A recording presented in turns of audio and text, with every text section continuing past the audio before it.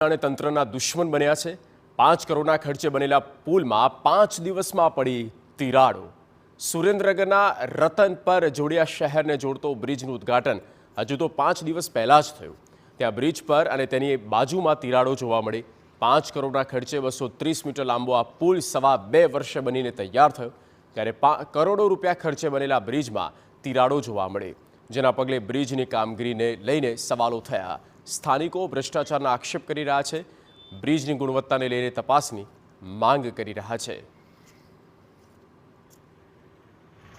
5 દિવસ પહેલા પુલ ખુલ્લો મૂકવામાં આવ્યો। 5 દિવસની મેલ કે ભ્રષ્ટાચારીઓને ખતબત્તો બહાર નીકળ્યો। ખતબત્તો આપ જોઈ શકો છો, બાજુમાં તિરાડો પડી ગઈ છે, વચ્ચે જોઈન્ટ છૂટા થઈ ગયા છે। જો 5 જ દિવસમાં જો રોડ ખુલ્લો પડી જતો હોય અને તૂટવાની આરો થતો હોય તો આમાં ચોખ્ખાપણે ભ્રષ્ટાચાર થયેલું છે। આમાં કોની મિલીભગત છે તો કલેક્ટર સાહેબ અને ચીફ ઓફિસર આમાં ઊંડાણપૂર્વક તપાસ કરે, નકર ક્યાંક અધિકારીઓ પણ આમાં ભ્રષ્ટાચારમાં સામેલ હોય એવું દેખાય રહ્યું છે। બ્રિજમાં તિરાડો દેખાતા, સળિયા દેખાતા સ્થાનિકોએ કલેક્ટરને રજૂઆત કરી, તપાસની માંગ કરી। બ્રિજની ગુણવત્તાને લઈને તપાસના આદેશ આપવામાં આવ્યા।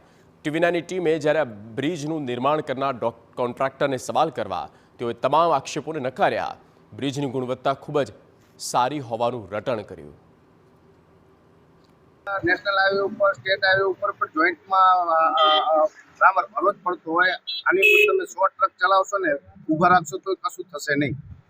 એ આક્ષેપો થઈ રહ્યા છે, શું કહેશો? પાયા વિહોણા છે અને આમાં ક્વોલિટીમાં કોઈ બાંધછોડ કરવામાં આવેલ નથી અને અત્યારે સરકારનો અભિગમ છે એ પ્રમાણે અમે 100% વર્ક કરેલ છે। અને 5 જ દિવસમાં જે આ ગાબડા કંઈ પડ્યા જ નથી। એ સામાન્ય એક સેટલમેન્ટની એ એપ્રોચમાં સેટલમેન્ટ થયેલું છે, બાકી કશું જ નથી।